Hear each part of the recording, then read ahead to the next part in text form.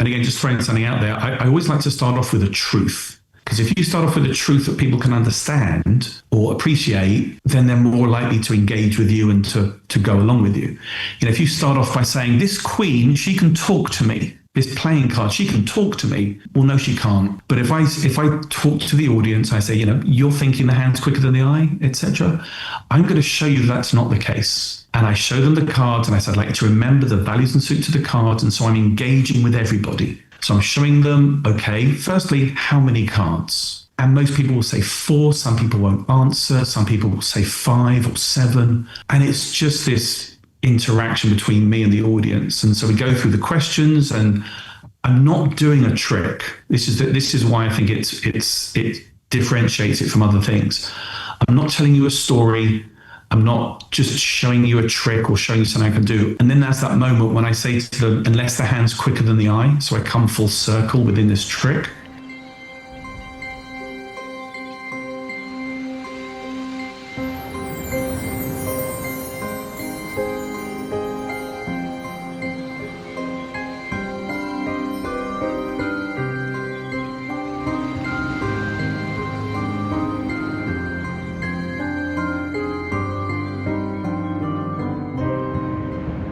Hello and welcome to another episode of Desert Island Tricks.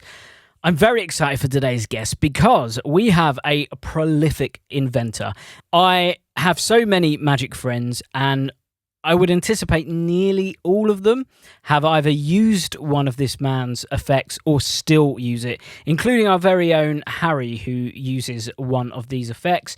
I also remember seeing Silent Treatment for the first time when I was younger and absolutely loving the premise and the plot. I also used Perfect Score for a very, very long time until I wore it out effectively. I need to get another one.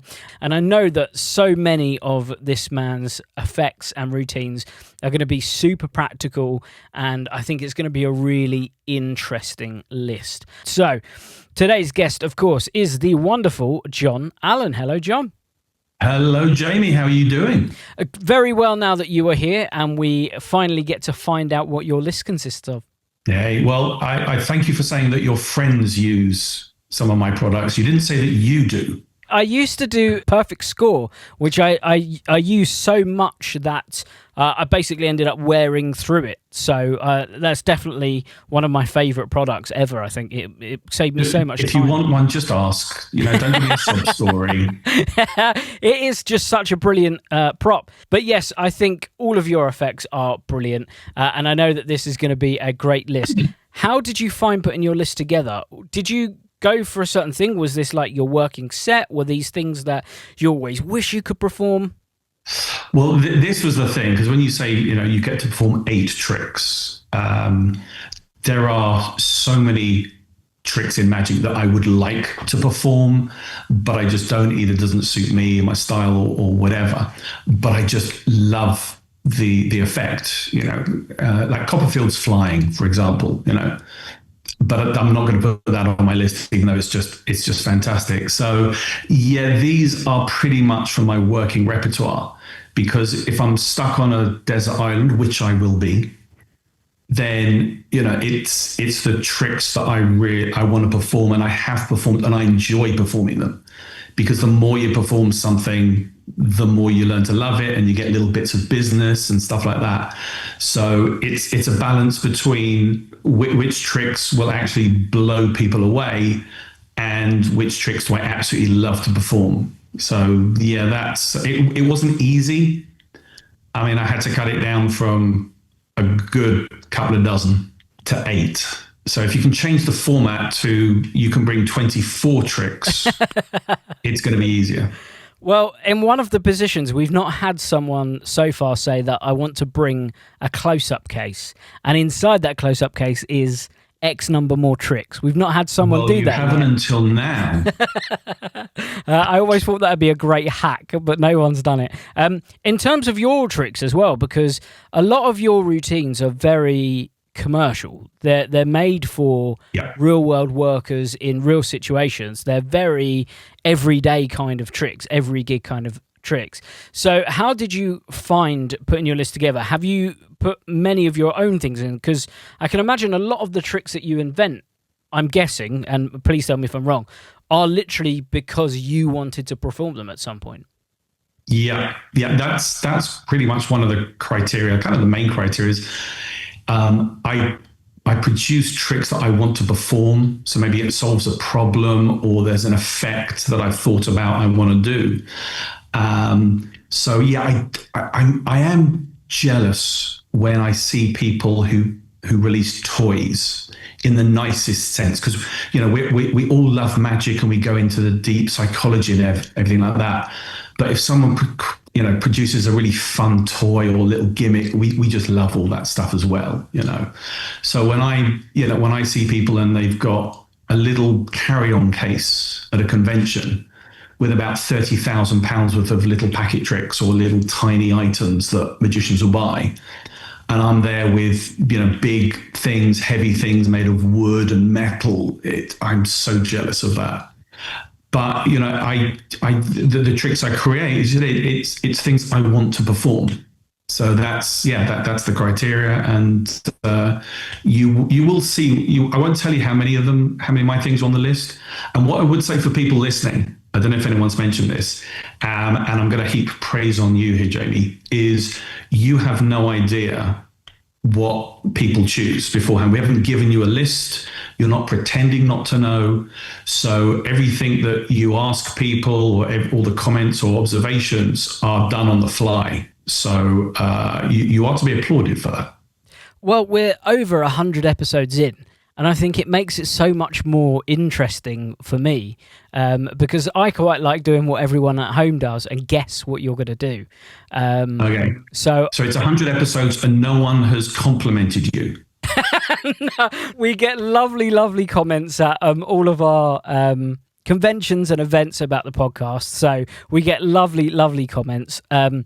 And I'm sure we're going to get lovely comments about this because I can imagine everyone is guessing which of your own effects that you've put in. Now, I know you said also you like to guess. How many of my tricks do you think I'm going to put in my 8? I would hope at the very minimum there would be 2. However, you do have the non-magic item, which you might be able to slip perfect score in there as well. So it could be 3 items. Okay. But I would hope that there's at least 2 because, silent treatment is such a prolific effect. It's such a phenomenal piece of magic that it would be sad not to see you perform that on your island for forevermore. Okay. Well, don't go into any other names of anything. We'll see. Okay. And also, can I just say, you are not allowed to be off by 1. I'm not allowing that. Off by 2? We're off by 6 or 7. Amazing. Right, let's get into it then. So, if this is your first time listening to the podcast, the idea is we're about to maroon Jon on his very own magical island. When he's there, he's allowed to take 8 tricks, banish 1 item, take 1 book and 1 non-magic item that he uses for magic. Particulars, who's there, what's there, all that good stuff, we do not mind. This is in Jon's own imagination. With that being said, let's go to this magical island. I'm sure it's nice and sunny there, unlike here, which is very cold and rainy, and find out what's in Jon's position 1. So for my first trick, I think this is going to come as a bit of a surprise to people because they may not think that this is the sort of thing I do, but it's the silent treatment. Yes, that's my first choice, probably the first thing in the suitcase. Silent treatment is a routine best suited as an opener. And if you've seen Love Actually, there's the classic scene of the band standing outside the door with the placards. So it's a little bit like that. And the writing on the pages is effectively the routine. It's what I would be saying if I could talk. So it asks, I tell people I'm going to do this trick without saying anything. I ask for someone to help me out, and I ask them to think of a card. And there's a little bit of byplay as to whether it's a red card or a high card, all of that. I ask them to name their card, and the ending goes would you like to know why during this entire time I haven't opened my mouth? And people see a folded card come out of my mouth. I open it up, and it's the card that they named. And that is the silent treatment. Now, I think that this is one of the best sort of stand-up pieces of magic that I've seen. Like, I would say it's probably one of the first ones that was packaged as a ready-to-go stage routine or parlor routine. Yeah. And I've seen so many people perform it. For me, the best thing about this is the conceit of I'm not talking. The audience don't question why you're not talking. And they maybe think it's a bit strange at the beginning. And then at the end, when they realize why you haven't been talking, what I love about that is it's almost like a presentation magic trick. It's like you're turning the presentation on them and they're going, oh, that's interesting. So he's not been talking because he's got something in his mouth. So I think that's what's so lovely about it is you have the presentation, which is almost like its own magic trick in itself. And then you have the actual card coming out of the mouth.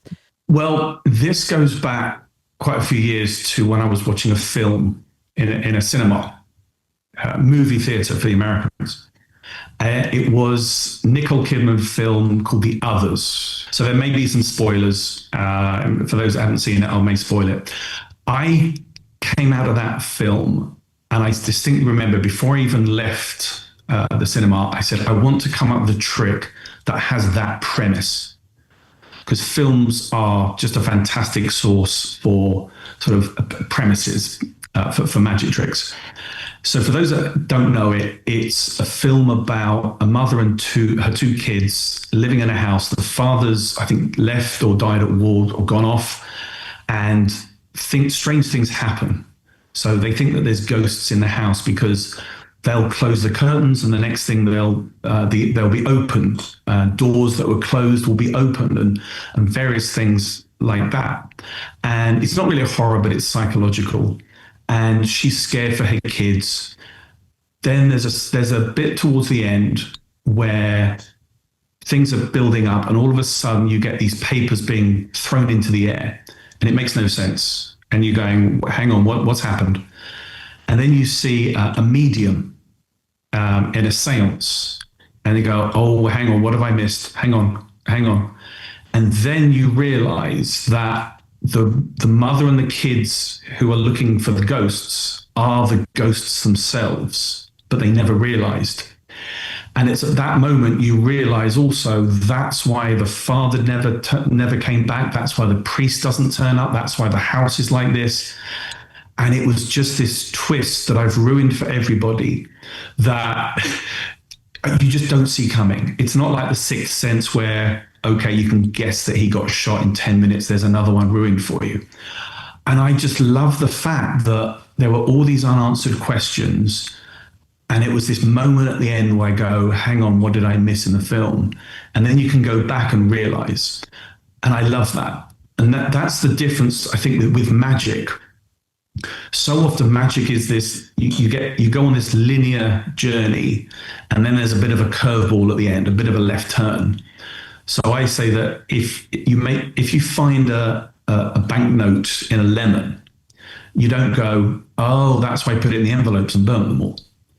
Or if you find a card in a box, or an envelope, you don't say, oh, that's why it kept coming to the top of the pack.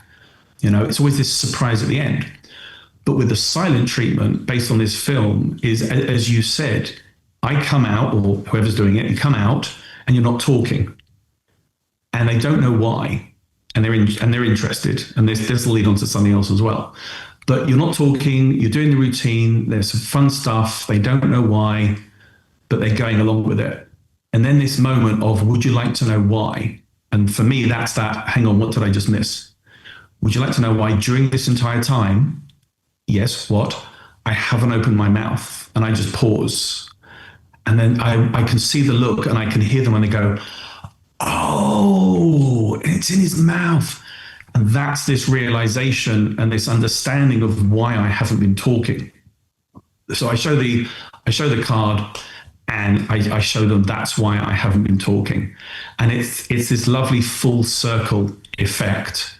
And so that's kind of how I came up with it. And then as an opener, magicians online or wherever will always say, I'm doing a show and I need this quick, flashy opener. I need something quick to grab their attention. And the silent treatment is the complete opposite. And for me, you don't want to grab their attention. You need to get their attention and keep it. So if you do this quick effect, you got their attention and then it's over.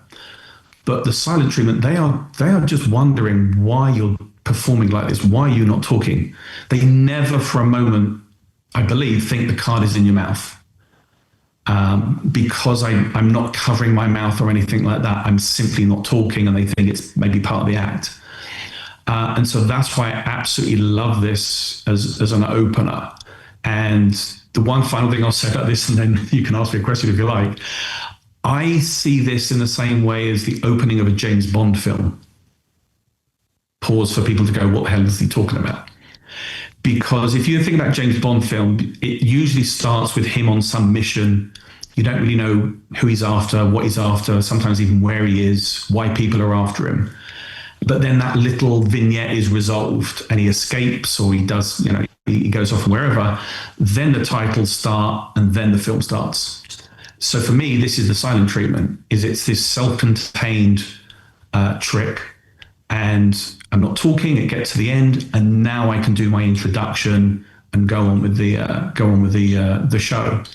And for all those reasons, as well as the fact that I created it, but for all those reasons, I just love the silent treatment. Well, I think that you've absolutely achieved what you set out to achieve. And we've spoken on the podcast before about being in the room the first time a trick is performed. And for me, I can imagine it was such an interesting thing for you the first time you did it, because it's weird, right? It's out of the ordinary. It's at the time unlike anything that was around at the time. So for you performing it, you don't know how it's going to go down. You don't know how people are going to react. But I guarantee that first reaction for you was that light bulb moment of, wow, I've got something special here. Yeah, well, the first time I ever performed it for an audience was actually at Spectators. And this was the original, which was it was small, and I wanted it to be small enough to fit in a pocket, but big enough to be seen in a sort of parlor situation. And so, there were all these magicians, and I like the fact that they wouldn't have seen anything like it before. So if I could just go off on a tangent here for a moment, is that I mentioned about the magic being linear with a surprise. The other thing with the silent treatment, which you don't really get in magic, is the magical effect at the end is the reason for doing the trick in the first place.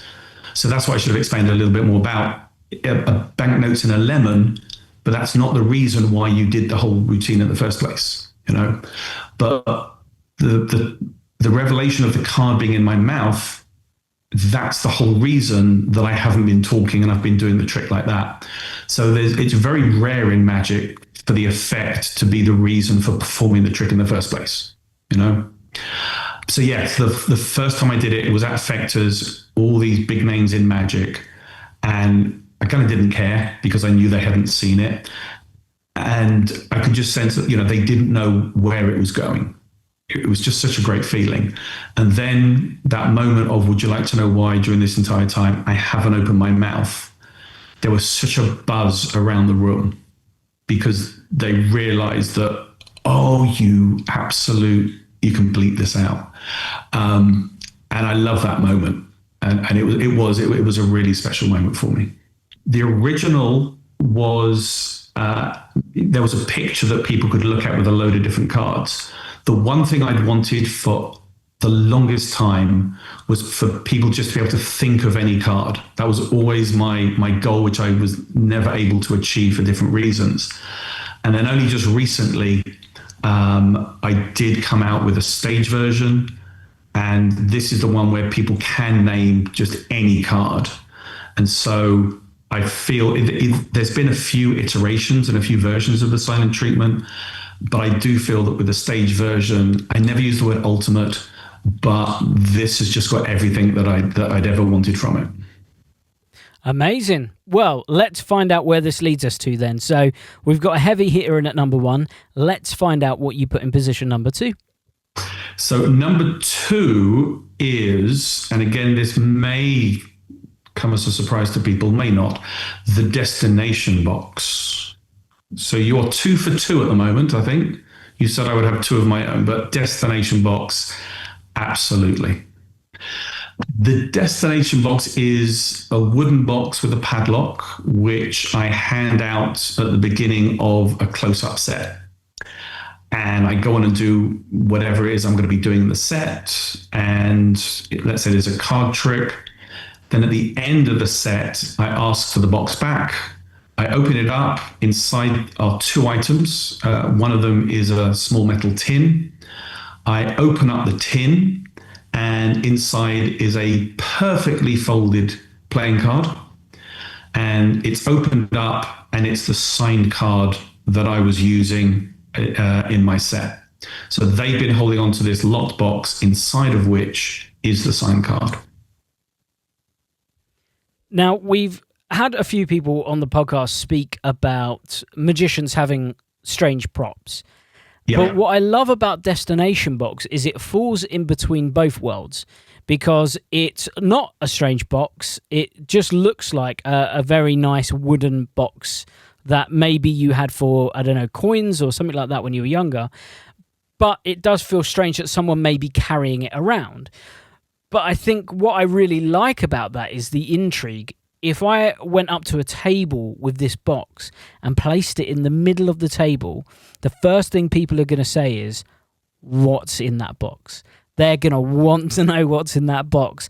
And no one's questioning why you have it. All they care about is what's going to happen with that prop. Yeah. Well, first of all, if magicians weren't allowed to use things that looked weird, we wouldn't have illusionists. But having said that, yes, you're right. I know that some people have said magicians carry around strange things. Even a piece of rope to some people is a weird thing for magicians to carry around with you. But I don't agree with that. So yeah, this locked box, as you said, if I was to put it down, people would want to know what it is. And I should say this is possibly the largest cards to box on the market. But that is a good thing. I love reading things where people say, but it's huge to carry around with you. And I say, I'm not exactly wheeling a trolley behind me with a forklift truck to get it on the table. I'm holding this box. And as you said, it has intrigue. And for me, I actually like this for a few reasons, and you'll see this with a couple of other things, is I can imagine people saying, you take the box and you put it on the table, or you give it to someone to look after. But I feel that magicians should look for what else you can do with your props rather than just use them for the tricks. And the reason I say that is one of my opening lines. I mean, I'm very fluid with my opening lines, but once I got the table's attention, I show them the box and I say, who's the most trustworthy person sitting at this table? And that just sparks who knows what. If one person puts their hand up, you never choose that person. Here's a tip. Never choose the person who really wants to get involved, because that's going to lead to trouble. You might get everybody pointing to one person. You might get everybody pointing to different people. You might get nobody. And all I've done is ask people who, I've shown the box, who's the most trustworthy person, and already I'm engaging with the people. Now, I love it when everyone points to one person, and I've had this, and I nearly put it on the trailer. I said to the person, what do you do that your friends think you're trustworthy, but you don't? And I swear to God, she said this. She said, I'm a police officer. Right, so you don't think you're trustworthy and you're a police officer. But then I did it years ago. I did it at bar mitzvah, and I'm at the rabbi's table. Who's the most trustworthy? The rabbi pointed to somebody else. It's like, and so and when everybody points to somebody else, it's just so much fun, because great, not one of you is trustworthy. You can't all work for NatWest or, the government or whatever. So rather than just saying, here's a box, I'm going to ask you to look after it, just do something with it to engage people. It's so simple and easy, and yet it can just lead to so much. And when you do give the box to someone who's either trustworthy, or the audience, or the group think they're the trustworthy person, what do you do for a living? They might be the accountant, they might be the MD. You never know. It just gives you something to work with. I think too many magicians are just focused on the trick. So that's why I used to do this every single table for about 15 years. And without it, I think someone else has said this, I didn't bring it with me from one gig. I had no idea what to do. This was years ago. I just didn't know how to open, because that had always been my opener. And it's not just an opener. It's the closer as well. So when people say, they talk about closing effects. If you do brainwave, that's a closer. You can't do anything afterwards. If you do a card on ceiling, you can't do anything. That's a closer. And I go, well, just do another trick. The audience don't know that's a strong. You might think it's really strong, but I've done the jumping fingering. When it jumps from finger to finger, that freaks people out. And yet we think it's just so simple. But if I've given something out at the beginning of the set, and then I ask for it back at the end, I'm coming full circle. So the audience are prepared for the finale. So anything else I do after that, it's an encore, because I have finished. And there's plenty of other reasons why I love this, but we could be an hour just talking about the destination box. Well, I think the one compliment that I give you is the build quality of it. I think one. There's several, but the first thing that comes to mind was that the quality of it is it's genuinely phenomenal. It is a real workhorse piece of magic. This thing's going to last you forever. It's so well built and constructed. It's incredible. But the other thing is going back to sort of what you said there. So this is a full circle moment for you at your table set. You introduce it at the beginning, and then it closes out your table set. And for me, I had versions of this in the past that were plastic see-through things, and they aroused so much more suspicion than the destination box would for me. Well, I do have, dare I say, the best card to clear box as well. For me, it's an old paperclip holder. You can get a little clear box to hold paperclips. So yeah. But in actual fact, it's interesting to talk about the clear boxes or Paragon 3D versus destination box, because it's the difference between suspense versus surprise. So with a clear box, so if you've got Paragon 3D, which for those that don't know, you can see a folded card, and it can be looked at from every angle. It's not just, you have to look at it from head on, otherwise you give the game away. So I could leave that in the middle of the table, give it to someone to look after, but there's a folded card. And so they know it's a folded card, they're doing a trick, but there's a suspense of, oh my God, is that going to end up being the card? And there's this suspense.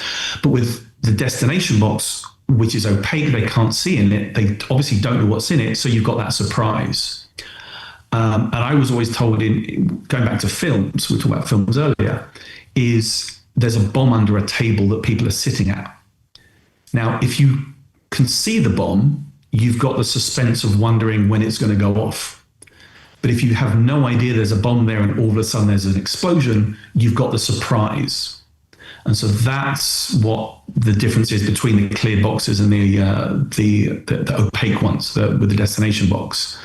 And the other thing I should say with the destination box as well is because people don't, again, just emotional talk about it, because people don't know what's in it, because it's, when I open it up, they don't see a card. They see two items, of which one of them is a tin. And so I'm ahead of the game to start with.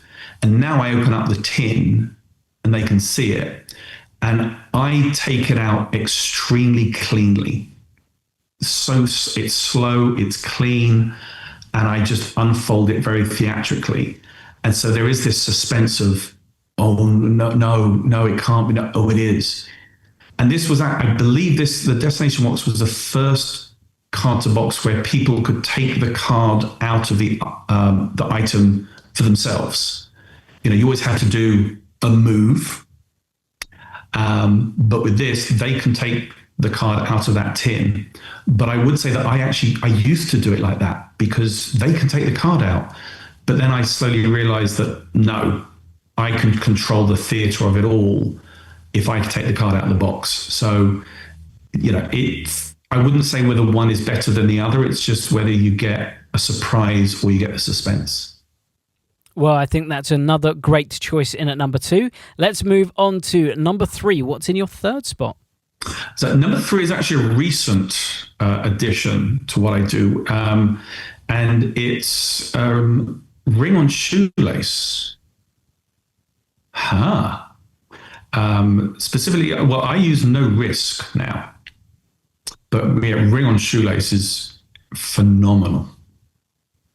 So for those that don't know, it kind of gives the game away when it's ring on shoelace, but you borrow a finger ring, it vanishes by your favorite method, and then everyone looks down and tied on your shoelace is the ring, and you give it back to them. And that's it. So a second ago, you mentioned ring on shoelace, and then you alluded to it changing because you said, but now I use no risk. So did you use one before no risk? And if so, what was the reason for going to no risk in particular? Well, I did use another version, and I felt that there's a moment where I'm not in control of the ring. I'm at the mercy of physics, and I could never guarantee that physics wouldn't let me down. So I absolutely loved it. I love the method, and I really wanted it to work. I really did. But for me, when I'm not in control, it's like if you flick a playing card in the air, you're at the mercy of wind and currents and whatever. You will never guarantee to land a card in exactly the same place every single time. And so that's why I moved to no risk, because like it says, there is minimal. There is a moment, like every trick has a moment, but it's so minimal, and I'm far more in control of it. And so that's why I've just gone with this. I did see it at Blackpool and it fooled the hell out of me. And then I saw it and I went, I just love that. And so, yeah, now I do ring on shoelace. So yeah, absolutely love the effect.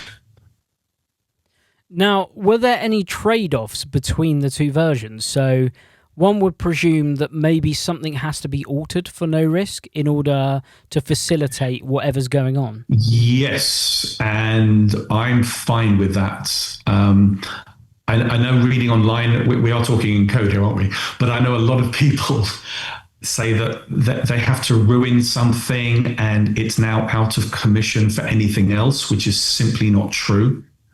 If it is out of commission, you've done something wrong. But I think it's worth it. And it's not just for the effect, and you'll see this again for some other things. It's not just, the effect is brilliant. We all love the magic effect, but for me, it's what can I show, or what can I talk about, or what's in it for the audience. And that's what I'm able to get with the ring on shoelace. I think what's very evident in your list so far as well is technically we have 3 objects to impossible locations. Kind of. Silent treatment is, it's an object in an impossible location. Destination box is a card in a box, and no risk is the ring. But you very much have this thing for this almost like twist ending in your tricks. Each one of these, you do not know where it's going until it's too late for the audience to catch up. Yeah, well, as I said, the silent treatment, there's a reason. Well, the card is in my mouth because I'm not talking. That's why I can't talk, because I've got the card in the mouth. So it's not like a cards to impossible location. I had a discussion with some friends of mine, and I said I don't see this as a prediction effect. It's the card is in my mouth. That's why I'm not talking. The destination box, it's simply impossible. People like to see that. I mean, there's a lot of things that go with it, but it doesn't have a deeper, meaningful reason for doing it. No risk. My way of doing it, I don't just want to go, here, let me borrow a ring. Look, it's vanished, or I'm doing a ring on string or something else. Look, it's vanished. But if you have a look on my shoe, it's there. All right, well, okay, well done. So for me, I go, as you said, you can find an object in any number of objects in any number of impossible locations. So when I'm choosing things, I have to think, well, why am I choosing to do that? Why would I want to do this instead of a bill to lemon, or instead of a card to box, or instead? So for me, it is the impossibility of it. You can talk about magicians. People, the audience understand or think they know that magicians are trying to distract them. Now, if I'm standing up, I can say to them, you may think that magicians try to distract you. Do you think I've distracted you at all? And they might say yes, they might say no. Do you think I could have distracted you enough to bend down and tie my shoelace? No. Now I can look down and they can see it. So I've engineered it that they themselves have just admitted that there is no way I could have distracted them to tie my shoelace, let alone putting the fingering on there and tying my shoelace. So I've set up the premise of the finale. And that's why I love it, because it is so impossible for them to conceive of me putting the ring on and tying my shoelace. And that's why I do it. That's why I just love doing it. Well, I think that's a great one in at number 3. Let's move on to number 4. So what's in your 4th spot? Number 4 is, and you may have had this on your bingo card, double back. Now, again, for those that don't know, double back is my version of Dr. Daly's last trick. But with this one, I show I have 2 kings and 2 fives, and I'm just asking a series of questions about them. So it's the effect basically is the 2 fives go on the table. I'm holding the kings in my hand, and now I'm holding the 2 fives in my hand, and the 2 kings are on the table. That's the extremely short version of it. But there is so much in this that I absolutely love. I love this trick.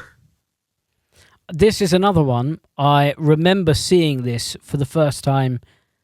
It would have been a good long time ago now. And I think what got me with this is the fairness of what's happening, and also the minimal amount that is going on at the same time. Because I think when you have fewer props and there are fewer things in play, then there's less for your brain to go, well, it must be that or it must be that. It's so clear, concise, and absolutely impossible. It properly done my head in when I first saw it. I couldn't understand what was going on at all. Yeah, well, this was actually the first product I ever released. And I had people coming over. It was just the best thing. It was a IBM convention in San Diego, I think it was. And I had people. I was on Paul Richards' stand. He gave me a little spot, and I had people coming up, show my friend this trick. And I swear, I even had people saying, I was told to buy this trick, and they just handed me money. They didn't even want me to see it. And it was just this, oh my God. And I've done this trick more than any other trick. We're into the thousands, maybe even 10,000. Whether it's walk around or tables, if I can, I will always start with this as my first effect. There may be some introductory things, handing out a box, but if I'm doing a card trick, I will pretty much always start with this. And the reason is, again, what I said before about don't just do the tricks for themselves. Why are you performing this trick? What is in it for the audience? So for me, apart from being a really strong effect, my presentation is whenever people see magicians, they say it's the quickness of the hand that deceives the eye. And magicians are always trying to distract you. So that's how I start off. And again, just throwing something out there, I always like to start off with a truth. Because if you start off with a truth that people can understand or appreciate, then they're more likely to engage with you and to go along with you. If you start off by saying, this queen, she can talk to me. This playing card, she can talk to me. Well, no, she can't. What the hell are you doing? You're an adult. But if I talk to the audience, I say, you're thinking the hand's quicker than the eye, etc. I'm going to show you that's not the case. And I show them the cards, and I say, I'd like you to remember the values and suits of the cards. And so I'm engaging with everybody. If someone doesn't want to engage, I don't care. So I'm showing them, okay, firstly, how many cards? And most people will say 4. Some people won't answer. Some people will say 5 or 7. And my reply is always, if you don't know the answer to this first question, the rest of them are going to get pretty difficult.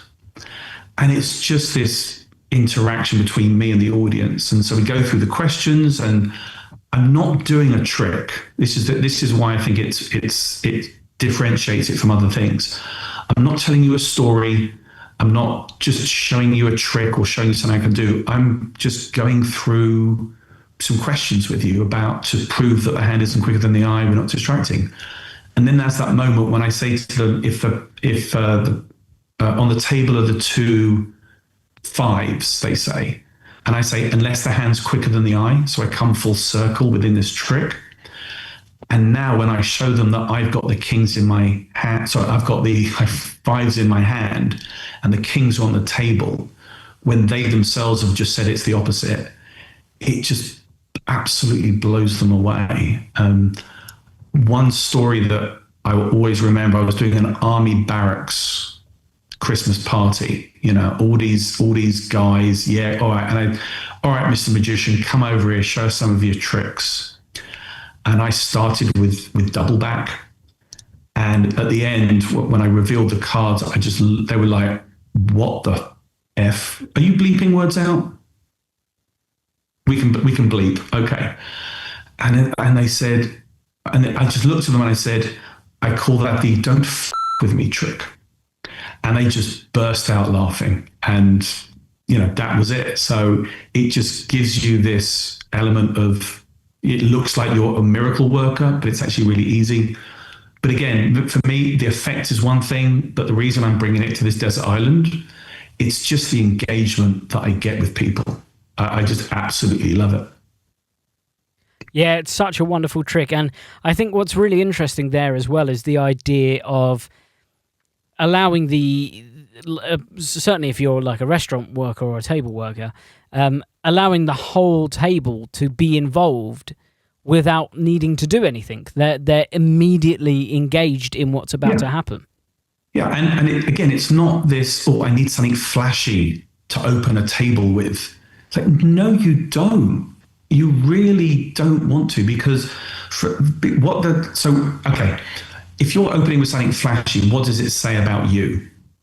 What are they going to get about you just from seeing you produce a flash and you're now holding a pack of cards? Oh God, it's a magician. They don't know anything about you. You're not interested in them. But if I come up to you and say, whenever people see magicians, they say you say it's a quickness of the hand, it sees the eye. Magicians are trying to distract you. I'm going to show you that isn't the case. And so they're interesting, they're interested, and there's lots of bits of business about it as well. So it showcases who you are as a person, rather than, I've got to stick to this story because it fits with the effect. So yeah, I would love to show people this on the desert island. See, I'm bringing it back to the desert island there. And if you haven't seen this trick, then please do. I mean, this is one of those tricks where it's better to have it performed on you, if I'm entirely honest. But if you don't have that affordability, go check out a video of it, because it will absolutely blow your mind. It's brilliant. Unless you already know what the ending is. Yeah. It's kind of lessened it a bit. So ignore what we've just said. Forget what we've just said. Come back to this in a couple of years. Make a note in your diary. In 2 years, watch a video of Double Back. Or just buy it. Or just buy it. It will still fall the pants off of you regardless. Absolutely. It's brilliant.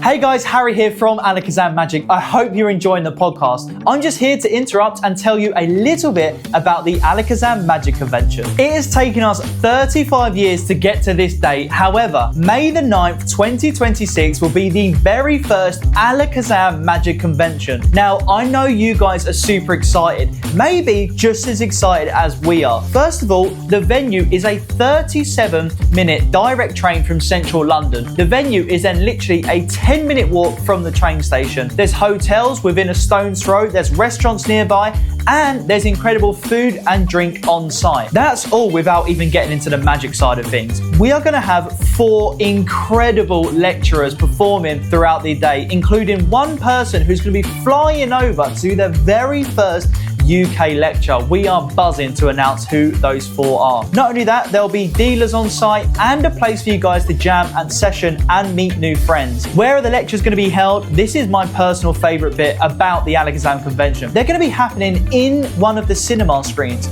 That means fully tiered seating, comfy seats, a drinks holder, and there will be a close-up camera on the jumbo cinema screen that will be giving you close-ups of all the little nuances that you're going to need to see when the lecturers are performing. There will of course be a full gala show to end the evening off. You guys are not going to want to miss it. The great thing is as well, on the Sunday, the day after, Alakazam Magic Shop, which is a 2-minute drive, will be open. So if you're heading down to the convention, why not stay overnight and come and visit our magic shop? Remember, May the 9th, 2026. Tickets on sale now at alakazam.co.uk. See you guys soon. It's an excellent trick. Right, let's go into number 5 then. What's in your 5th spot? We're up to number 5. I'm getting paranoid about what you said earlier, because I have coin in ball of wool, which, funnily enough, is an object to impossible location.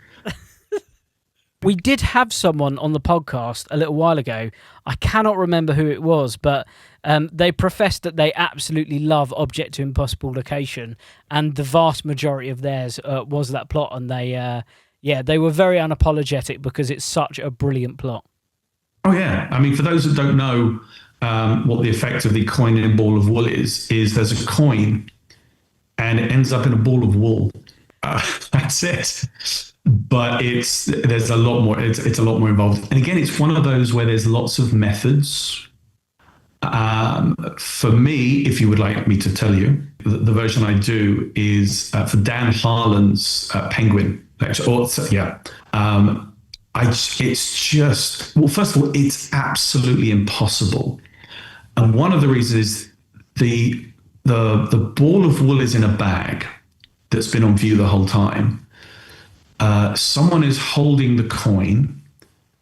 The bag is given to someone else. We've got the ball of wool that's in the bag, and now someone's holding the ball of wool.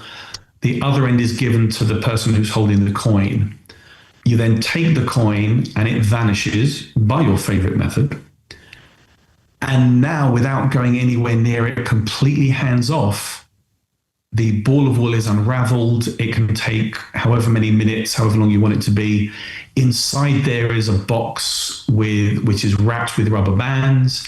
Inside the box, there is a bag with a drawstring. And inside that drawstring bag is the signed coin. And I would love to not know anything about magic and see this effect. It's just absolutely impossible.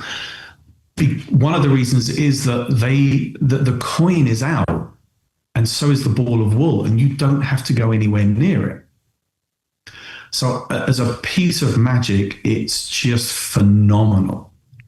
But again, for me, I go, well, why would I want, what's in it for me? Why, I could find anything in anything. Why would I want to do coin a ball of wool? And for me, it's a story. It's just a coin. I mean, in England, we've got 10p coins. No one cares about a 10 pence coin. But you can borrow a coin. It's not the fact that it's a coin in the ball of wool. It's the story behind it. And that story is what will live with people forever. So that's why I do this trick, because I have a presentation where I talk about remembering this moment forever and creating a moment for them that they will want to tell people. And so that's why I do it, as well as, lots of bits of business as we go along. But if I say, why would I want to show an audience a trick? That's my overriding thing. And that's why I'm doing it, because of the story that they can tell. This is another one as well. I've seen it performed so many different ways. And this is pure theatre. I think that's what's amazing about this effect. I've been in a theatre when this has been performed, and the performer asked someone to take the string and then pass it through the audience and pass it back and back and back and back, so it unravels. And just that in itself, the idea of getting an entire theatre's worth of people involved in unraveling this ball, and what I also love about it is there's no overt, look how fair this is. Of course, you don't have to say any of that. The fact that it's inside a bag, inside a ball of wool, there's nothing more impossible about that. Yeah, and it is impossible. And I feel that, magic is not just about showing things that are impossible. I'll see if I can crowbar in something that Ryan Reynolds said on Hot Ones. I mean, Ryan Reynolds is just Ryan Reynolds, but he said something really interesting to do with filmmaking that relates to magic. And he said that, sometimes you can throw too much money at a film.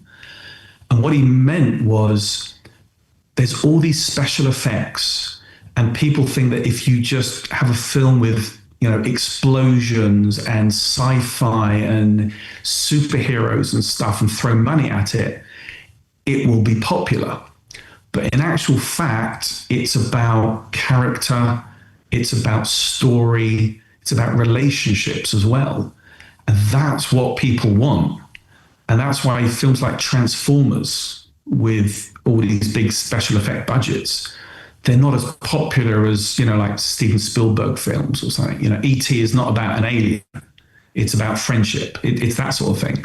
So with magic, it's not just, let's just do the most impossible thing, because people, they won't remember it really. They won't care maybe. But if you can give them a basic object like a coin and make it truly memorable as to how they got it, that is what matters. So when you say, you don't need to prove anything, it's just a ball of wool. Again, that's just why I love doing this effect and a routine. Yeah, it's such a wonderful trick. There is a close-up version that came out last year, but it wasn't a coin. It was a balled-up note. But I cannot remember what that's called, so I apologise for not knowing what it is. But the idea of, even using it as a prediction. So I think it was Darren. I think he did like a Quran's medallion thing in one of his shows where he had someone name a name, and then there was a souvenir coin inside the ball of wool. So even using it as a way to say, this is an impossibly fair place to have kept this thing. There's no way I could have tampered with it, and yet somehow it still says X, Y, and Z. Yeah, but again, with the, this is it's impossible. I'm not going to go near it. That's all magic-y stuff.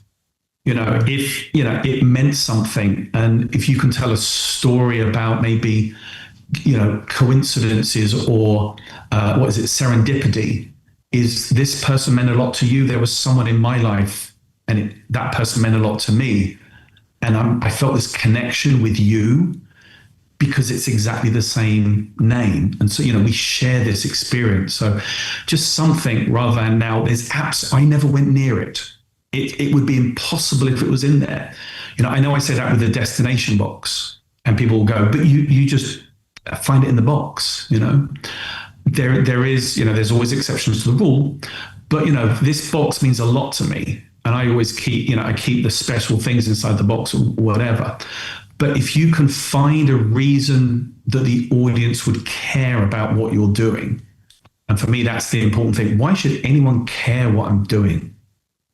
And when you ask yourself that, that's when you come up with presentations and even effects that you want to do, but with presentations that make people care about them. And that's what I get with the coin and ball of wool. Yeah, and I think even with Destination Box, though, I think people care about the props. So when you place that box on the table at the beginning, people will instantly care about what that box is, and then put a story to that box. This was something that was handed down to me by X, Y, and Z, or I went to a charity shop and I had 50p and this was the only thing that was 50p, so I bought it and you wouldn't believe what I discovered. There's so many different ways that you can go dependent on what the prop is, and because one's a box and one's a ball of wool, there's completely different narratives that you can spin on each one.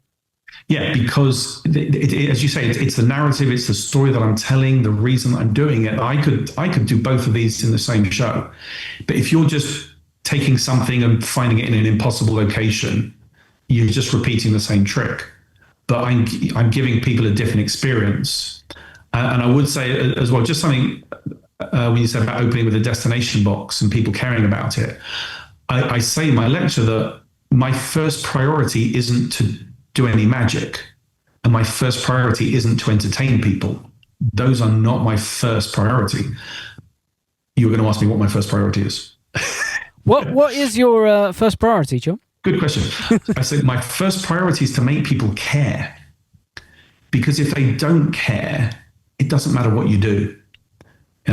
So that's always my thing. Why would anybody care about the trick that I'm doing? Yeah, and to bring it back to films, that's what they always say about the characters in a film. They spend an awful long time on the character arc to make you care about them, because if you don't care about the character, then what's the point in the whole film? Yeah, you can only destroy the world in so many big ways, or these. I say, like I go back to the Transformers. It's just a load of visual eye candy, but where's the story? Do you care about any of them? Not really. But when that little E.T. died, anyway, carry on.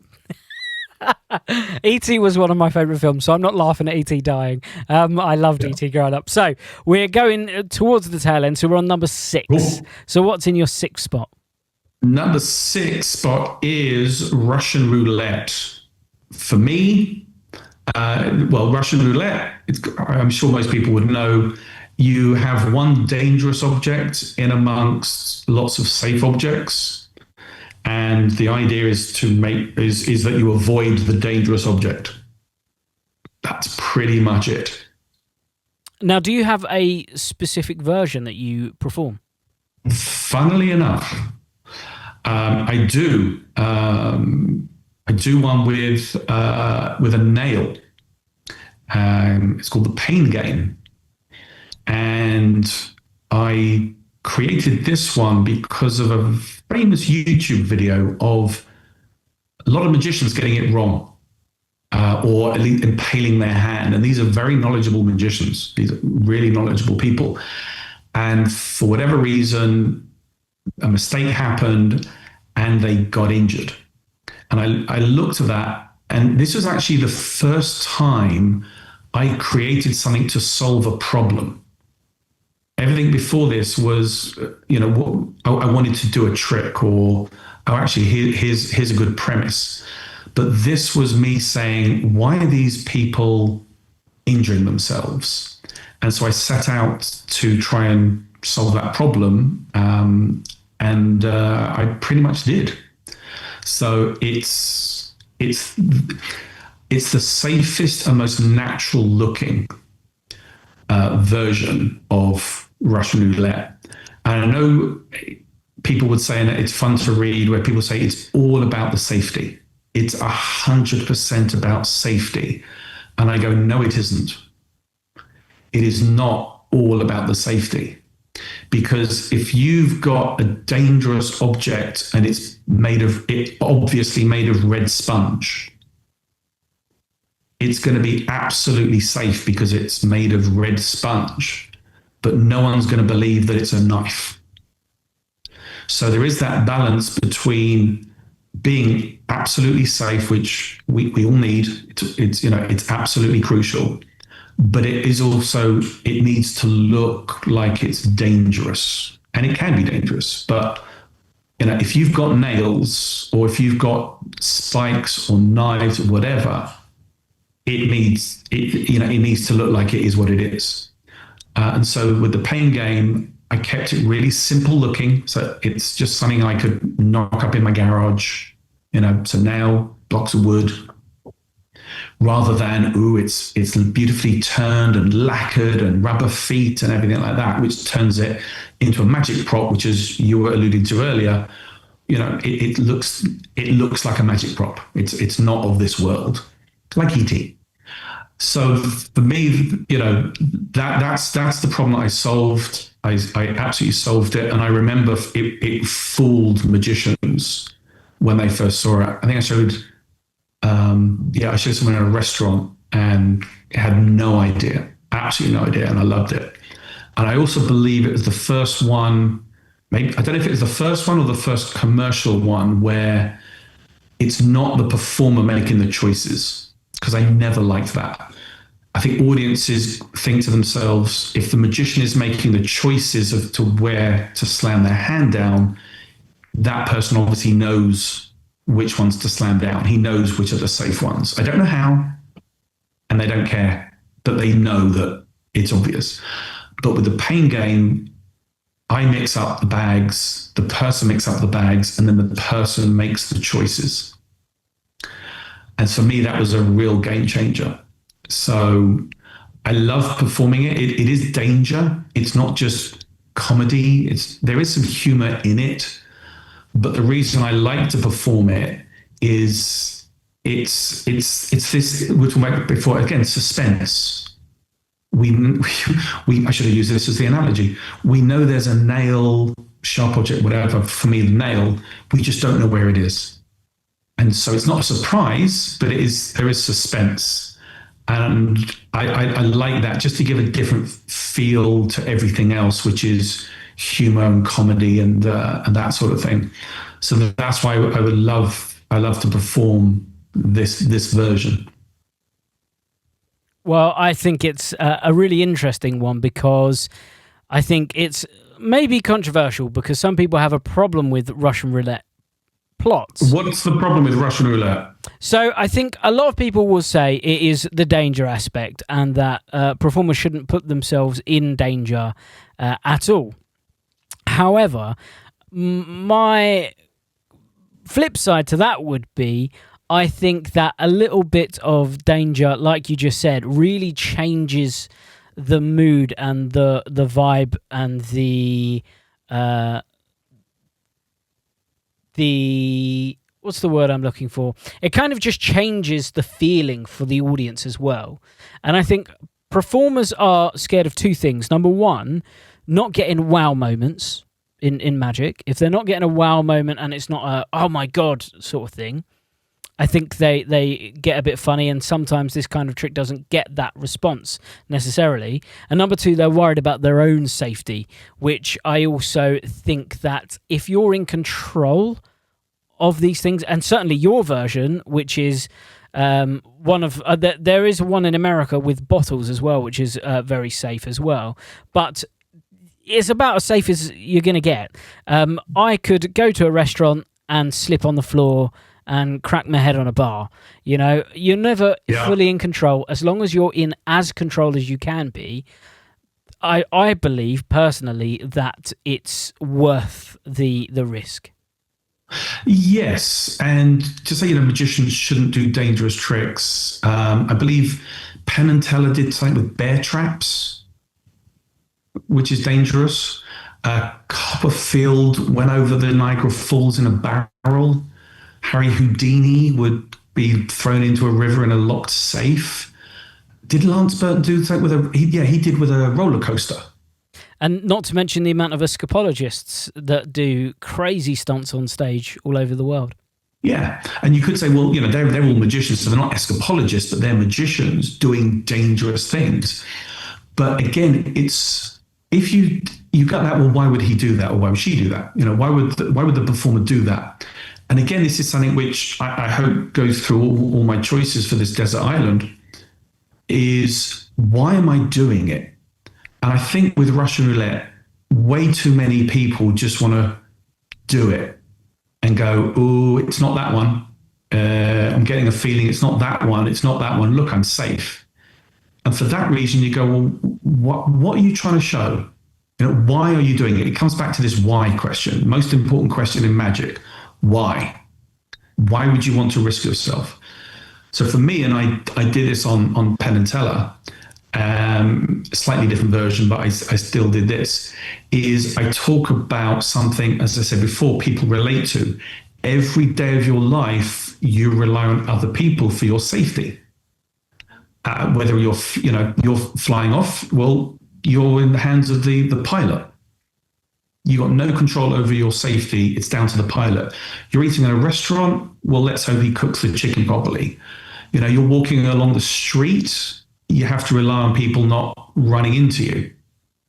Everything, hundreds of times a day, you're relying on other people. So I'm going to rely on someone else for my safety. So that is the why for Russian roulette, which takes it away from, let me just show you something. I'm going to try and keep myself safe and I'm going to try and avoid this. Audiences really don't care. And that's when you could do anything magical. You could do any, you can get that wow moment, but this is something that the audience do feel for you. And they, I would like to think they want you to succeed, but it's a reason for doing it. And that's just another reason why I love doing it. And it's also, as I said, away from the whole humor, comedy, fun element. And is this something that you would do a little way into your performance? Because earlier on we were talking about making the audience care. And I feel like maybe at the beginning of your performance, maybe they wouldn't care necessarily if you got spiked as much as if they got to know you. Yes, I would not open with this. But maybe it's a middling trick, middling to second half. But again, it depends on, is it part of a narrative for the whole show?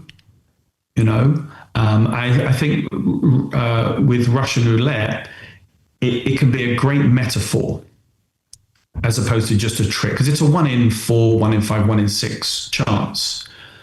So it's not that magic. It's not a piece. It's not that wow magic, but there is a sense of magical to it. And I say it's a metaphor. And if you can find a reason to do it, people will care about you.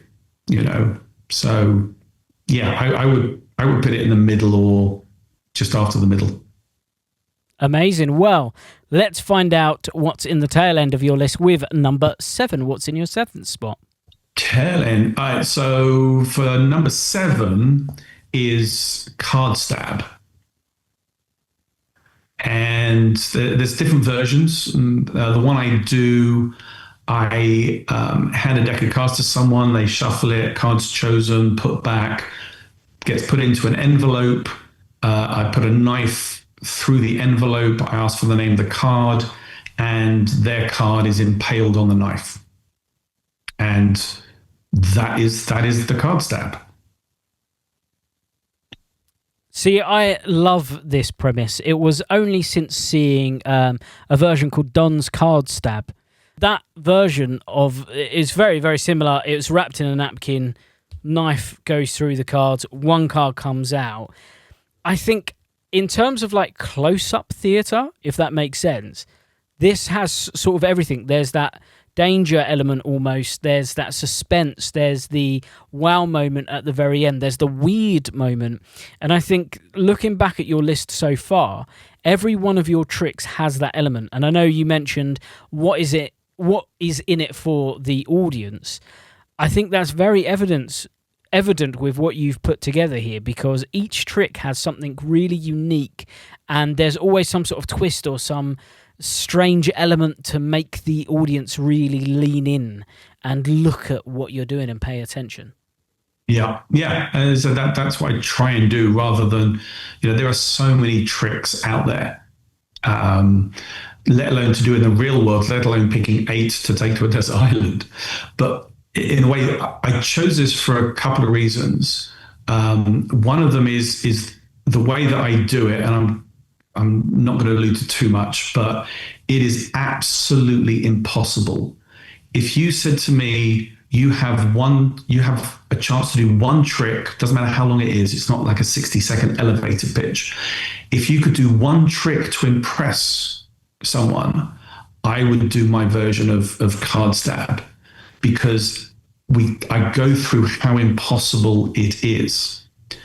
And the audience, I get them to agree that everything so far has been impossible. And when that moment of that revelation, when I tear off the envelope and the card is on the knife, it is literally jaw-dropping. I have on video these people. It's great.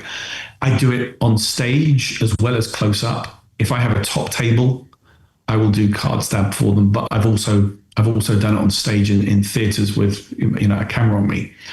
But the other reason I wanted to bring this to the desert island is there is so much fun involved. I mean, anytime you have you're doing a card trick. Again, I don't just do card tricks because they're card tricks. I love doing things, even from having a card selected. I'm engaging with the audience with that. Having the card signed, there's bits of business with that. The envelope, everything. And so there's all this fun. And then when we get to the serious end and I'm revealing it, it just goes serious. And I think also that when you've got a trick that is a lot of fun, but there's a really powerful ending, it elevates the powerful magic because it's been fun. And then you go serious. And I think the audiences realize, oh, hang on, something amazing, something important is going to happen. And that revelation of a card on the knife, there's nothing like it that I do, really.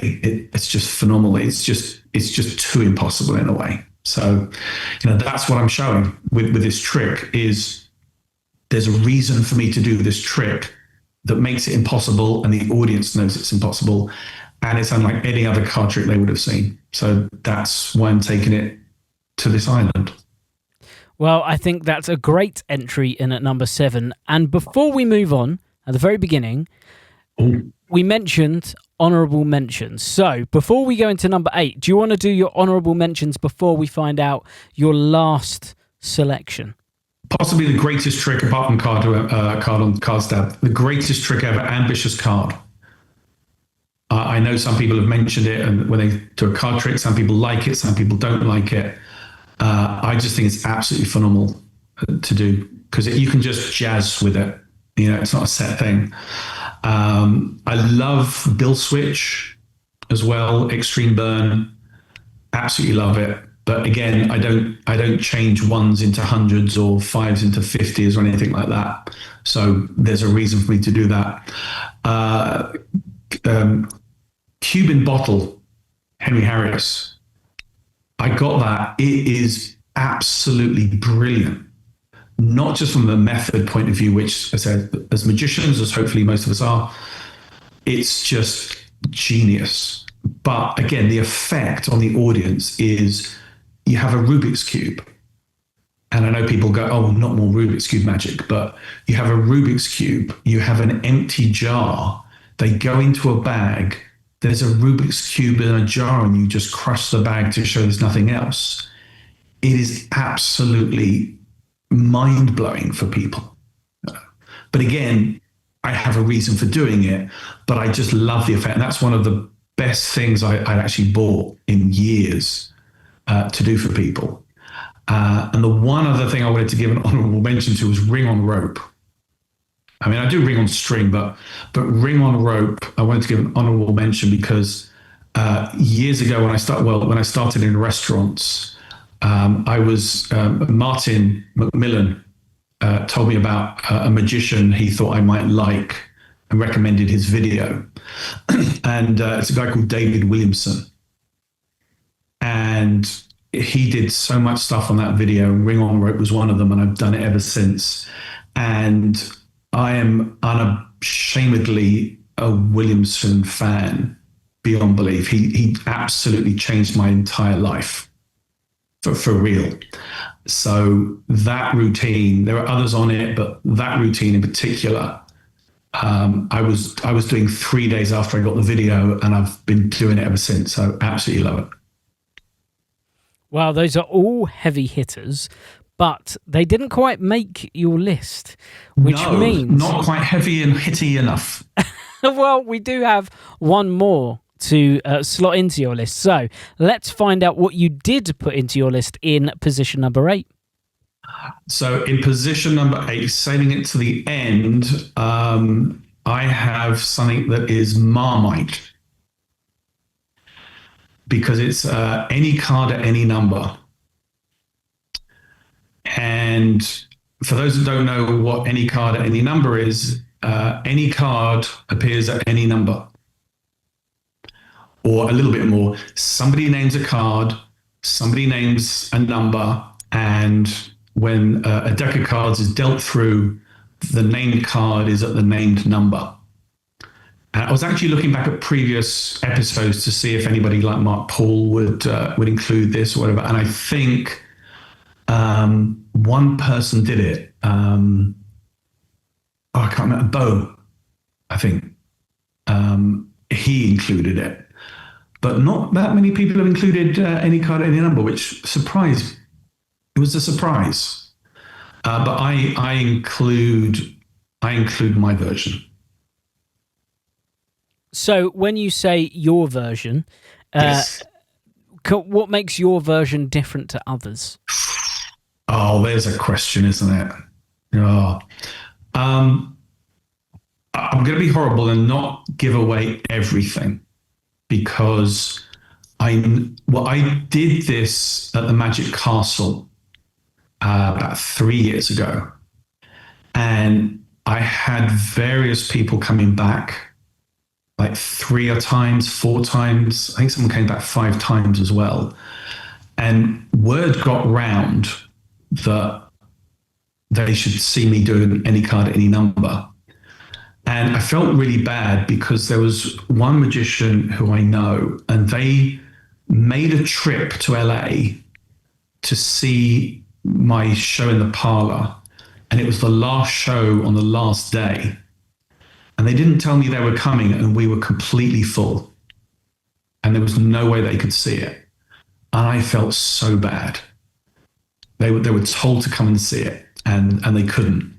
So it was just a real shame. But again, I'll tell you about it. It's for stage. It's not sort of, oh, go and show us a trick sitting at a table. And it's a performance piece. And again, a lot of times with any card, any number, or card at any number, the magician goes, name a card, all right? Name a number. Count down through those cards, the cards at the number. All right, so what? Who cares, really, And so it's not even a very good card trick. This is why it's Marmite. It really is an average card trick compared to, so like doing card stab or a double bag or any other card trick which is impossible. But again, like Russian roulette, it's a great metaphor. A card appears at a number, and you get people saying, wouldn't it be impossible if your card... No, it wouldn't be impossible. In fact, it's nearer to absolutely will happen than it is to being impossible. There's a 1 in 52 chance that the card is at the number. It's not 1 in 2,704 like some people do. will say. It really is just 1 in 52. So it really bugs me when people go, it would be impossible if that card would be at the number, correct? And go, no. So it's an okay card trick, but my version is 8 minutes long, pretty much, which, like, oh my God, an 8-minute card trick. And so my thing is, it's not the fact that the card is at the number, it's the importance of that card being at that number. So why should anybody care that the card is at the number? And most often times it's, well, if it's not, then the card trick won't succeed. That's all. So for my presentation, I talk about how the Beatles were formed and how Gisele Bündchen became the world's greatest supermodel and how I met my wife. That's the premise. Because if you think about it, one person chooses a card, one person chooses a number, and those two decisions combine to create something hopefully memorable. And that's what I think any card at any number should be, and that's the reason that people care about what I do. The other thing is magicians, in a way, rightly always trying to find the holy grail of card tricks. And I know Mark Paul created the list for the burglass effect. And my version fulfills everything in the burglass effect, plus something extra, which makes it, for me, so special, why I love doing it. But as I said before, it's not just about the effects. It's what I'm able to say with it. And I should also say, a couple of things at the Magic Castle. I did one show, and I'll start with the last one. My last show, someone names a card, and then I asked someone to name a number, and they went 3. I was like, it was such a huge disappointment, because there was no theatrics, no nothing. And that was my last version, and I couldn't build it up. But then during that week, I always remember this, someone named the Queen of Hearts. Okay. And then I said to the person, name any number between 1 and 52. And he went, 51. And I could hear the magicians in the audience sort of mumbling about 51. I said, if you want 51, then we'll have 51. And he said, yep, 51. Now, if you ask a magician, what would you do in that situation? You would probably get, well, I'd count back from 52 to 51. I go, nope, I counted from 1 to 51, which sounds horrendous, but honestly, it's not. I would much prefer a larger number than a smaller number. And the other thing I would say with this is, when you get any card, any number, and people go 3 or 51, you'll get magicians saying, make it a bit more difficult. Don't pick 3, make it challenging. Or 51, well, that's going to take too long, so maybe make it a smaller number. Well, don't tell them that it could be any number. If they say 3, if they say 1, it should be the first position. If they say 51, it should be 51. I've seen many proponents ask someone to change their number because it's either too big or too small. And I just, no, you're trying to create a perfect trick, then it should be any number. So for mine, they can have any card and they can have any number. And it's actually it was the finale to my show. That's how strong it is. So that is why it is being taken to the desert island with me. I wonder if it's just because magicians analyze things or overanalyze most of the time, and we think that we have to fill every available gap and moment and piece of silence, but we don't realize that there's an anticipation that builds up, pretty much like what you mentioned with Pain game, you're building up this anticipation for this thing that's going to happen at the end. And I think that's what we think, that the audience aren't enjoying that because we don't enjoy that ourselves. But if they know that there is a finish line that we're heading towards, and they know that there's that anticipation, it doesn't matter if it's 51 cards or 52 cards. It's the importance of that card being at that number. If you just said, name a card, name a number, 47 and the 3 of diamonds, count down 47 cards. Well, that's a lot of effort just to find the 3 of diamonds at position 47, But if there was a real reason for it, for whatever you want, I don't know, just tell a story about, you were kidnapped, and they said, if you don't get that right, you're dead. Bad example, but it's an example, Then people, or if you bet, I will bet you £1,000 that the card that you name will be at that number. Maybe there's a little bit more, but if it's just the card at the number, there are so many better card tricks. That's the other thing. Why are you wasting your time on that trick when there are so many more powerful magic tricks that you could show people?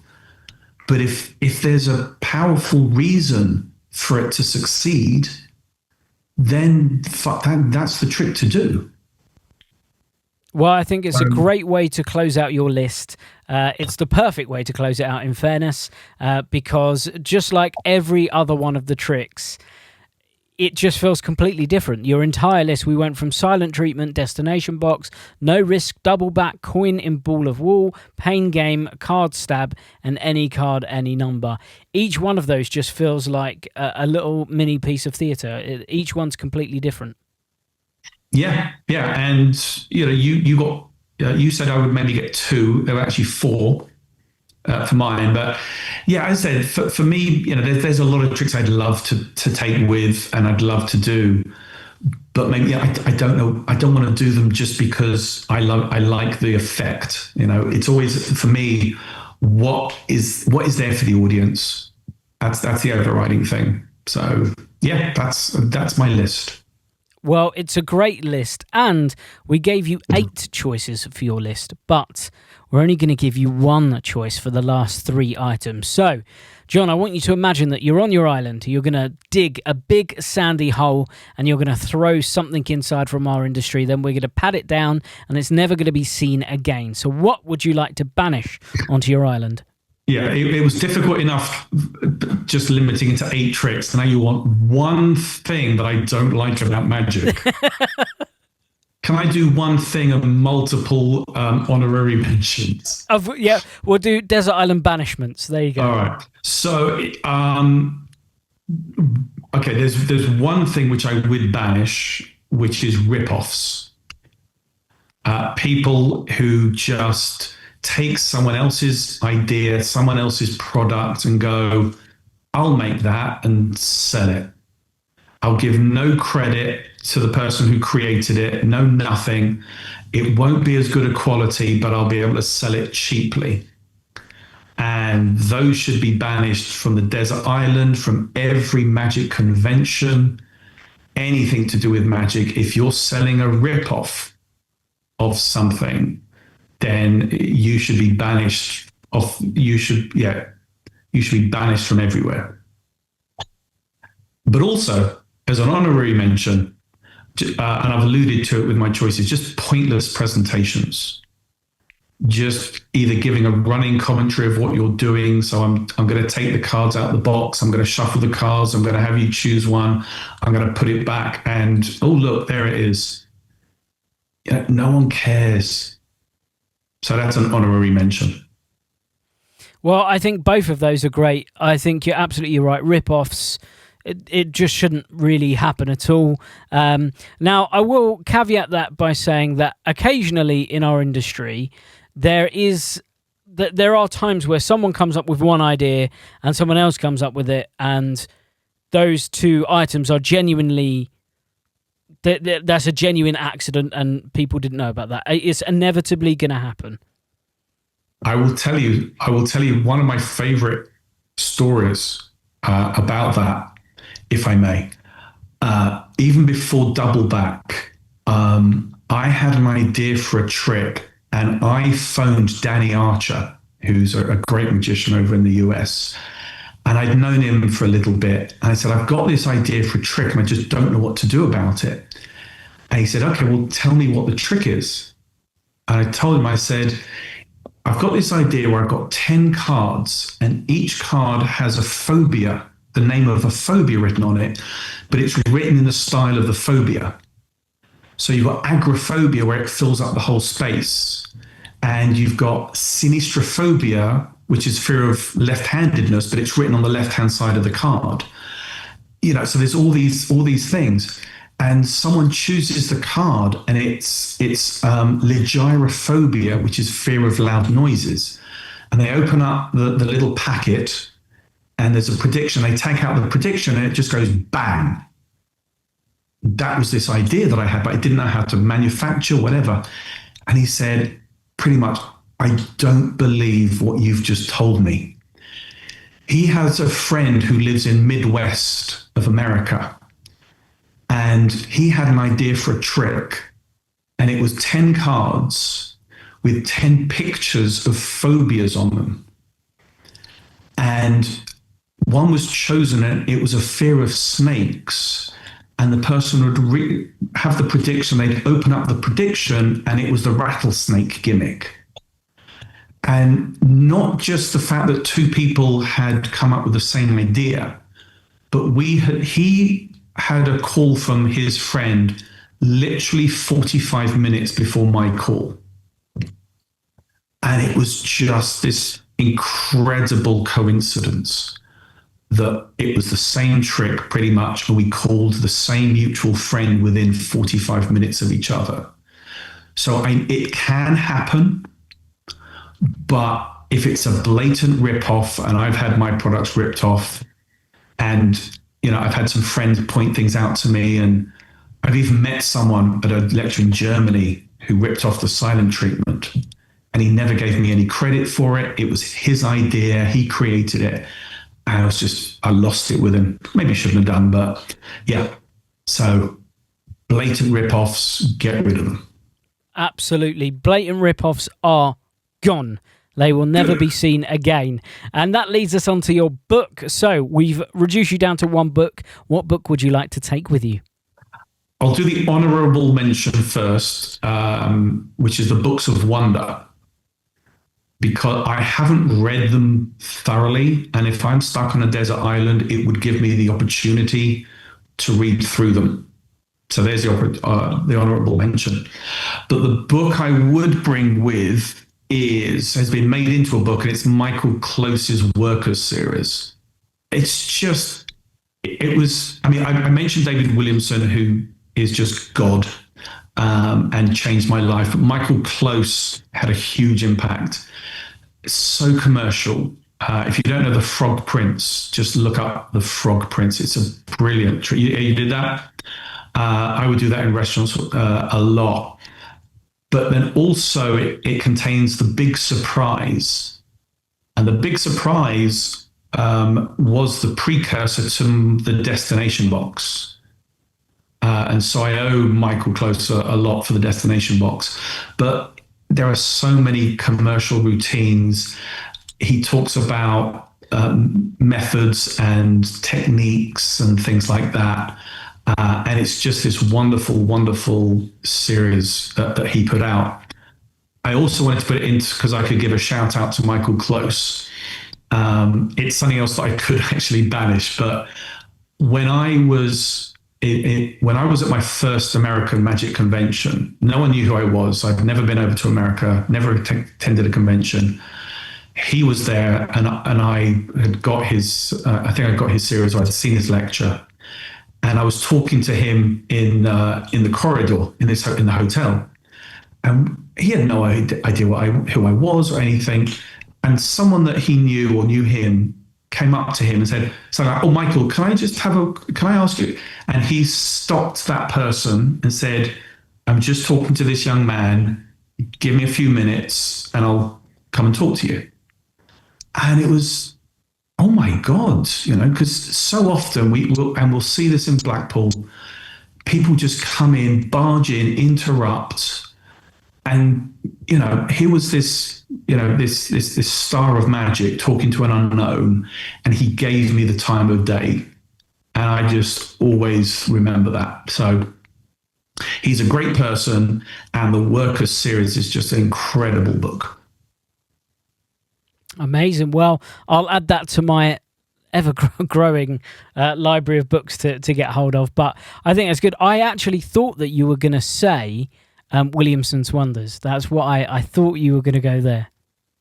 Well, I got the video. I'm one of those people that prefer video. I don't know, do you prefer videos or books? I used to prefer videos, but now I prefer books. See, I'm more of a video person. So I'd got Williamson's videos. So pretty much everything on there is in the book. The reason I prefer videos as well is you can see some bits of business, or there's timings and things which you don't get from a book, so that's why I prefer the video. So yeah, I Michael Close's book. Okay, well, people know that normally when there's a collection of books, I reduce you down to just one from that collection. So is there a particular volume that you would take over everything else? Is it the one with the frog prints in? Yeah, I think number 3 is the biggest. I mean, they have been collated into a book, so I would take that book.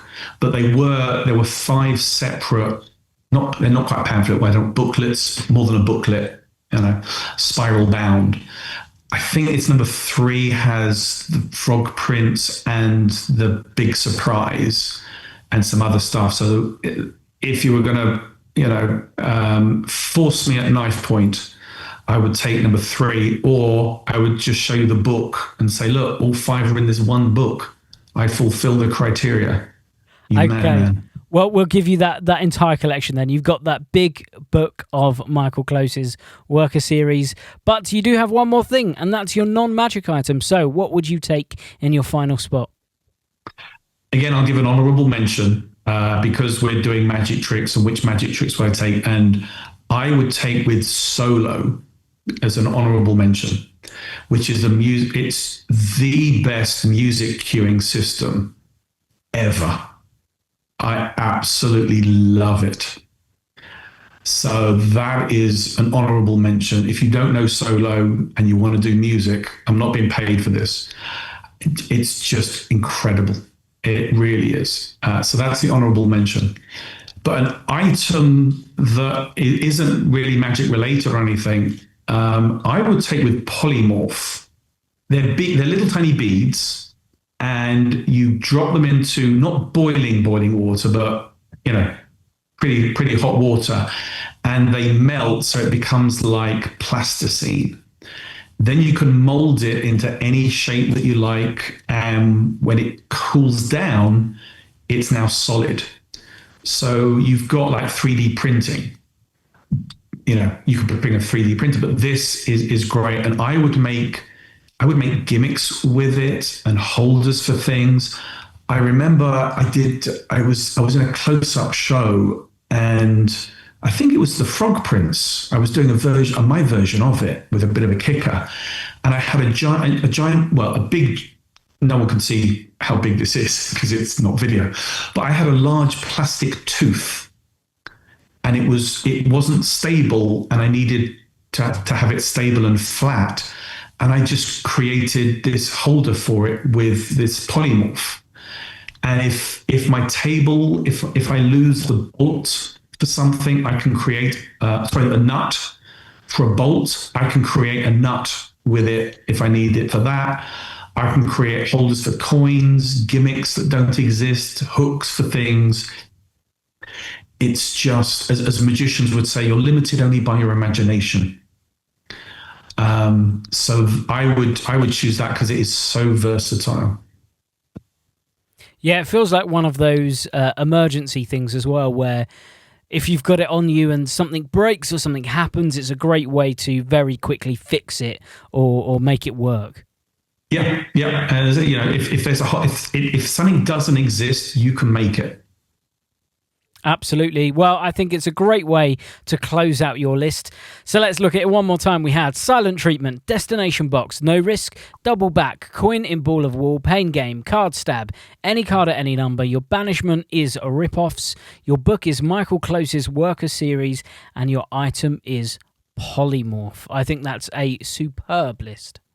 Well remembered. Let's all presume that we didn't write that down. You didn't write any of that down at all. That is really impressive. Well, if people want to find out more about you, Jon, about your products, about your lectures, all of that good stuff, where can they go to? Well, for my products, it is onlinemagicshop.co.uk. And if you want to find out about me, I have close-upmagician.com. There may be a new website by the time this comes out, I don't know. But close-upmagician.com. But for the products, onlinemagicshop.co.uk. There are some more products coming out as well. I know we have Blackpool coming up, don't we? Yeah, so are you... one would presume that you have a stand at Blackpool? I do have a stand at Blackpool. I'll be in the main hall. I'm pretty much always in the same place. I think it's like three blocks down from the main entrance for the stairs. So I'll be there. I think Jonathan Levitt is opposite me. So yeah, I will have a stand at Blackpool with a couple of new things. Any teasers? Anything that you want to give us a little exclusive on? There's a couple of things which... Well, no, yeah, there's a couple of things which are, I wouldn't say improvements, but variations. But the big thing is there is a new Russian roulette. Again, I did this at the Magic Castle. I've performed it a lot, and it's just a completely different vibe from other Russian roulettes. I think with a Russian roulette, you've either got, as we talked about earlier, you've got danger, you've got knives, or you've got nails, and that's fine. That's one thing.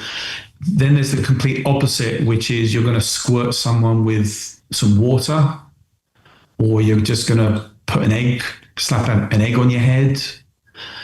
And so that's complete polar opposites. One, it's completely inconsequential, and the other one, it is huge consequences. And this falls in the middle. And it's also lends itself a lot to comedy, which most Russian roulettes don't do, especially when there is consequence. So this is what I'm going to be doing. This is what I'm going to be releasing in Blackpool, and I'm really looking forward to seeing this. The magician's reactions to it. Oh, well, I think I'll be over seeing that one. That one sounds brilliant. I cannot wait at all. Now, did you say you had 3 tricks? So that's just one of them. Yeah. So the others, I'm on a bit of a tight deadline, so I don't know whether they will be, but I'm hoping. I'm hoping that there will, if I can do it in time, there will be a 2.0 version of Perfect Score. Oh, that's really interesting. Yeah. And a 2.0 version of something else. But again, I'm on a bit of a deadline, so I don't want to say whether it will or won't happen. So yeah, but the Russian roulette is going to be the big one, and I think people will really like the new Perfect Score. Well, as I told you at the beginning, I very much love the Perfect Score, so I'll be over to see what that is. And, I think anything that you put out is normally so well thought through, so I'm sure everyone will be straight over. And if you do go over, let Jon know that you heard it from this podcast. Let him know what you thought of the podcast as well. But thank you so much, Jon, for your time. Pleasure. It's been a lot of fun, and again, I'd like to thank you as well. As you asked really incisive questions, and you did when you talked about the tricks I chose. It's like, can you just wait for me to say why they're good? But you absolutely get it. So it's been really fun. Well, thank you so much again, and we may get you back on another version of this called SOS as well in the future, and see whether your list stays the same or if something changes in it. So yeah, we'll hopefully get you more back. Than surprise. Suspense more than surprise. And of course, thank you all for listening. We'll be back again next week. Please do go and see Jon at the Blackpool Magic Convention. Do go check out those new things. Genuinely, I really will go check out the new Perfect Score and his new version of Russian Roulette, because both of those sound phenomenal. And of course, we will see you all again next week. Don't forget, if you want to be a part of one of these, then send in your list to sales@alakazam.co.uk with your list, a little bio about you, and of course, you have your banishment and your item and your book as well. And then we can get a version of Stranded with a Stranger recorded for you. So I will see you again next week with another episode, but until then, have a great week. Goodbye. The news is out. The 1914 has found a new home. We are proud to announce that Alakazam Magic are now the proud custodians of the 1914. What does this mean for you? Simply put, everything you love stays exactly where it belongs. The aesthetic, the quality, the philosophy. The website remains unchanged. Your instructional content is safe. The classics that defined the 1914 will be restocked and made available once again. And with our industry-leading infrastructure and customer service behind the scenes, the future is stronger than ever. But this isn't just about preservation. Work has already begun on a series of new 1914 releases, projects that have been quietly evolving for years and are finally ready to see the light of day. This is the next chapter, built on respect for the past, driven by belief in the future. Thank you for your continued support. Thank you for coming along with us on this journey. We are the new 1914.